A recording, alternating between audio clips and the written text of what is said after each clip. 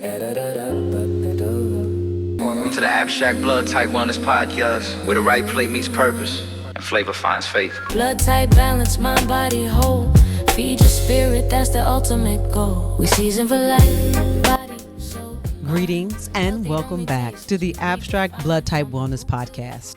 I am your host, AC Price, certified wellness nutrition coach and educator, and founder of the AC Art of Food. And I am so very glad you're here with me today for episode 24. Stress eating is not your fault, but here's how to change it. Okay, so we're deep into Mental Wellness Month, and here on the podcast, and today, we're going somewhere that I know hits a little close to home for a lot of you, and that's stress eating. That moment when life gets heavy and crazy, and somehow the kitchen becomes your first stop, all right? So if you've ever found yourself standing at the pantry after a hard, long day, feeling somewhere between guilty and helpless, all right, this episode's for you. Because here's what I want you to know before we even begin. What you're experiencing isn't a lack of discipline at all. It's your biology doing exactly what it was designed to do. And once you understand that, you can start to work with it, not against it. So today, we're going to break down the biology of stress eating, explain what intuitive eating actually means and what it doesn't, look at how your blood type shapes your stress response and cravings, and give you 5 practical strategies you can start using today. Plus, we have a blood type dinner that feels like a warm hug in the best possible way. All right, ready? Okay, let's get into it. The science behind the simplicity. Now, we're going to start with the biology because this is where the shame narrative simply falls apart. All right. So the National Institutes of Health confirms that cortisol, the body's primary stress hormone, directly elevates appetite for calorie-dense foods, particularly those of high fat and high sugar content. So when your nervous system perceives a threat, cortisol floods your system. Blood sugar rises and your brain signals urgency, and your reward pathways activate, not because you're weak, but because your body is preparing to survive. So the Cleveland Clinic also adds that the chronic stress that keeps cortisol elevated long past the stressor itself, which simply means that your appetite stays dysregulated even when the situation is over. So you're not eating because you're still hungry. No, you're eating because your system never got the all clear signal. And here's the piece that most conversations about stress eating miss: dopamine, right? Yeah, dopamine. So when you reach for that comfort food under stress, your brain is attempting to self-regulate itself, okay? Like a self-regulation strategy. And it's seeking the neurochemical relief that certain foods, particularly the sweet and salty ones, deliver quickly. So this isn't about indulgence. No, it's your nervous system trying to cope. And understanding this changes everything, because you can't shame your way out of a biological response. You just can't. But you can learn to respond to it differently. And that's exactly what we're going to do today. So let's just expand this educational core of it for a second in several parts. Okay. So I'm going to break it down into 3 parts. And the first part is going to be what stress eating actually is. Okay. So follow me now. Stress eating is sometimes called emotional eating. You may hear people say either of the two, right? So it's the use of food to manage emotional states rather than physical hunger. So it typically involves craving specific types of foods, though, almost always comfort foods, and eating quickly without real awareness, and often feeling worse afterwards rather than satisfied. So it's important to note that occasional stress eating isn't a disorder. It becomes a pattern when it's your primary coping mechanism, though, and when it consistently overrides your body's actual hunger signals, and when it leaves you feeling disconnected from your own body. Okay. So part 2 of this is the intuitive eating piece. And that's, what is it and what it isn't. So intuitive eating is one of the most misunderstood frameworks in modern wellness. It is not a permission slip to eat anything, anytime, and without any type of awareness. It is not the absence of structure. And it is certainly not incompatible with health-focused eating. Intuitive eating, however, at its core, is about rebuilding trust with your body's signals. It's the practice of distinguishing between physical hunger and emotional hunger. And it's learning to honor your body's genuine needs while releasing the guilt and the shame that often accompanies eating. So when you pair intuitive eating principles with blood type awareness, you get something extraordinary, okay? And powerful. You're not just listening to your body, you're understanding why your body is saying what it's saying. So why does stress make you crave certain things? Why do some comfort foods leave you feeling worse? Your blood type is part of that answer. Okay. And then our part 3 is the stress food mood cycle. Okay. So here's how the cycle typically unfolds. So stress triggers cortisol. Okay. Cortisol disrupts the blood sugar regulation. Then the unstable blood sugar amplifies cravings for quick energy foods. Then you eat those foods.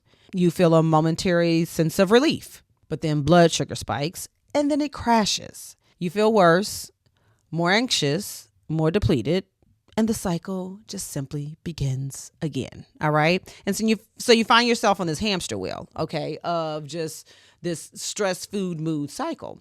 So the way to interrupt this cycle isn't willpower.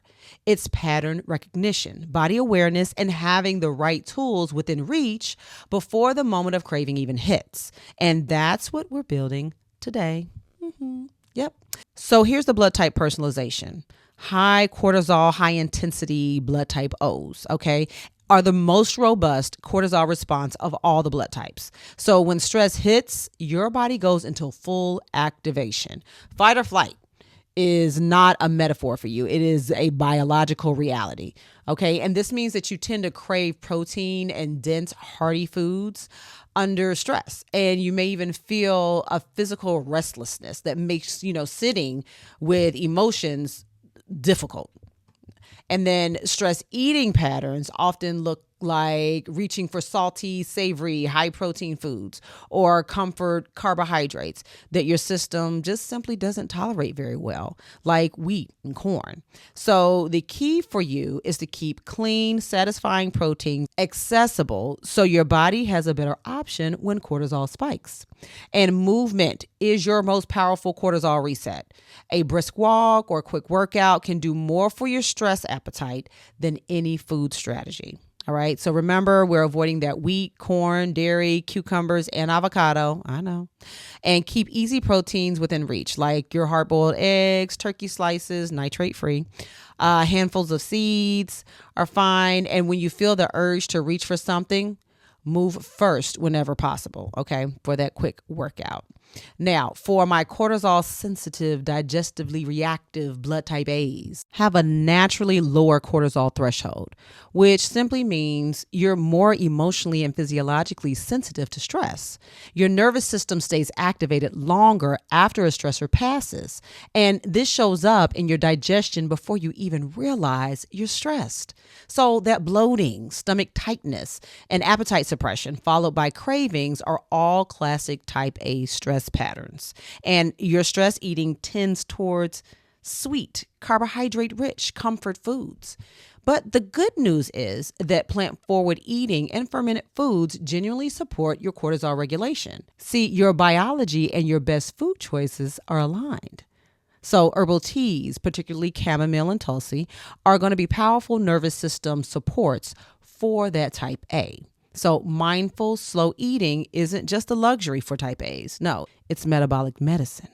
So remember, my type A's avoid that red meat, peppers, tomatoes, and eggplant, and lean more so into warm, nourishing, plant-based meals. And use tea as your ritual anchor when stress arises. All right. So my variable response, impulse-driven type Bs, okay, with the most variable stress eating patterns of all the blood types. Your cortisol response is more moderate, but your vulnerability under stress is impulse-driven eating. So reaching for whatever is immediately available without checking in with your body first is what that means. And my type Bs are most likely to make nutritional choices under stress that they wouldn't make otherwise. So your cravings under stress often swing between those sweet and savory foods. And you may find yourself eating past fullness before you even realize what happened. So the strategy that works best for you is environmental. Okay. And that simply means keep poor options out of your immediate environment and put your best options at eye level. So those high quality dairy-based snacks like your yogurt, cottage cheese, kefir are all genuinely stabilizing for your system and can satisfy without the crash. All right. And remember, we're going to avoid that chicken, corn, sesame, and wheat for my blood type Bs. But we got to keep hydrated because dehydration amplifies stress cravings for type Bs. So a large glass of water before reaching for food often interrupts the impulse cycle effectively. All right. Now, my absorbs stress deeply eats for comfort blood type ABs who absorb environmental and emotional stress at a deep level. All right. Your stress eating pattern is typically oriented towards emotional comfort. So that creamy, soft, familiar food that feels soothing for you, that's your go-to. And you may not feel hunger initially under stress, but once that appetite returns, it arrives with intensity. So smaller, more frequent meals are going to keep your system from hitting those extreme hunger states. All right. So my type ABs are going to benefit enormously from mindful eating practices, not as a trend, but as a genuine metabolic strategy. So slowing down, expressing gratitude before meals, and eating without distraction are all going to support your body's parasympathetic nervous system and directly counter the cortisol elevation that stress creates. But remember, my type ABs, we're going to avoid that red meat, chicken, corn, sesame, and bell peppers, and seek that tofu, seafood, fermented foods, and high quality cultured dairy for your anchors. All right. So light, frequent, intentional meals over heavy, reactive ones at all times. Okay. Now, the lifestyle and ritual integration. Now, these are going to be 5 strategies across all blood types that we can go ahead and start to implement for interrupting stress eating in the moment. All right. So the first strategy is going to be the 10-minute pause. So when craving hits, I want you to set a timer for 10 minutes before eating. And this simply is going to have you to pause, and it's going to be enough time for your prefrontal cortex to re-engage and for you to distinguish emotional hunger from physical hunger. All right. So during these 10 minutes, I want you to hydrate, drink some water, deep breathing, or move. Okay. So get a quick walk in or just move your body. All right. Secondly, the second strategy is to hydrate first and always. So cortisol frequently disguises itself as hunger when it's actually dehydration. So a full glass of water before eating is going to be one of the most effective and underutilized tools in stress eating interruption. Okay. My third strategy is going to be that blood type aligned herbal tea ritual. I cannot express the importance of sipping tea for your body enough. Okay. And this is going to take care of the inside and the outside, from the mind, from you getting the nutrients and the minerals from the herbs that you are steeping. It is a winner. It is a game changer. Okay. And for my type O's, that means your peppermint and or ginger tea. My type A's, chamomile and or tulsi tea. All right. My type B's, licorice root and or ginger. And then my type ABs, a green tea and or lavender. All right. So a warm cup of tea is going to activate that parasympathetic nervous system and signal the brain that the immediate threat has passed. Okay. So yeah, sipping a soothing moment is what you're creating. All right. And then my fourth strategy is going to be pre-position for your best options. Now, your environment is going to be your most powerful food strategy tool. And when stress hits, you reach for what's closest, right? So make your best blood type aligned options the most accessible thing in your kitchen, bag or desk. Okay. So remove the friction from good choices. Now, my last and fifth strategy is going to be movement as the first response. This is going to be default for my type O's especially, all right? But for all blood types, physical movement is one of the most efficient cortisol clearing strategies available. So even a 5-minute walk can interrupt a stress eating cycle before it starts, or a 5-minute dance break, I'm saying. All right. So now we come to one of my favorite portions of the podcast, which is the Great Eats segment. All right. So this week's dinner edition is built for your blood type, of course. And when stress has been present in your entire day, all day, what you put on your plate at dinner is going to matter more than almost any other meal that you've had for that day. So these dinners are designed to nourish your nervous system, stabilize your blood sugar, and give your body something it can work with overnight. All right. So for my blood type O's, the grounding plate, we're looking at pan-seared grass-fed beef or wild salmon over roasted sweet potato, sauteed kale and collard greens with garlic and olive oil, roasted beets, and a drizzle of apple cider vinegar. Finish with a little bit of abstract rose sea salt, and of course, close the night with an herbal peppermint tea. Now, for my blood type A's, which is the Calm Harvest Bowl, is going to be full of baked tempeh over brown rice with steamed broccoli and shredded carrots, miso ginger broth ladled alongside, okay? And then some toasted pumpkin seeds and fresh scallions. And of course, let's close the night out with some chamomile tea. Then for the balanced plate of my type B, roasted lamb chops or turkey tenderloin, jasmine rice, sauteed collard greens with olive oil and lemon, roasted beets with a little crumbled feta. And we're going to finish that evening with a ginger or licorice root tea. And lastly, for my ABs, the gentle reset bowl that is going to consist of pan-seared wild salmon over millet, steamed snap peas and zucchini, and a small portion of high-quality cultured yogurt, Greek yogurt, fresh dill, and green tea or lavender tea for your wind down. All right, so for our final reflection, at the start of this episode, I told you that stress eating isn't a character flaw. It's a survival response. And I hope that by now you feel the truth of that in a way that creates possibilities rather than paralysis. And you're not broken. Your biology is doing exactly what it was built to do. But the question is simply whether the tools you're reaching for are working for you or against you. And now you have better tools. You have understanding. You have blood type specific insight. And you have a plate full of real food designed to support your actual nervous system. And that is eating with purpose. That is eating with intelligence.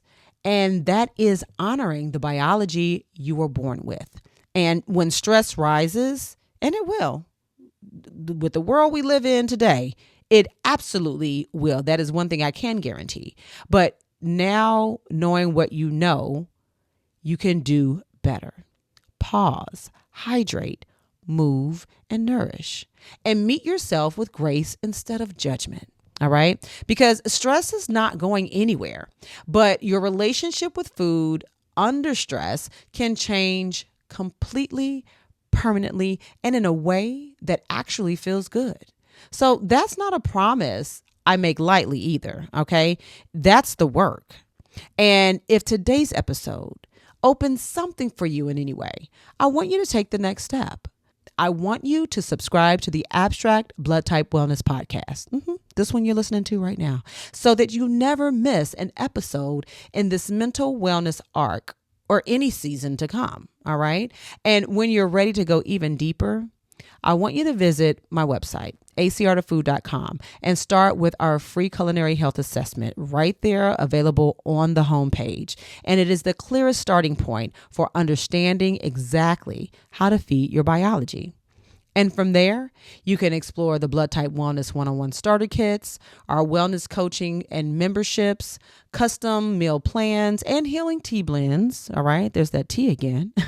7 deliciously healing wellness ebooks and e-cookbooks. And of course, our flagship product that started it all, our heart healthy small batch abstract spice gold seasoning blends that make healthy taste oh so good. So remember, stress eating loses its power when your food is already doing the healing work. So feed yourself like you believe that. And until next time, great eats and healthy living.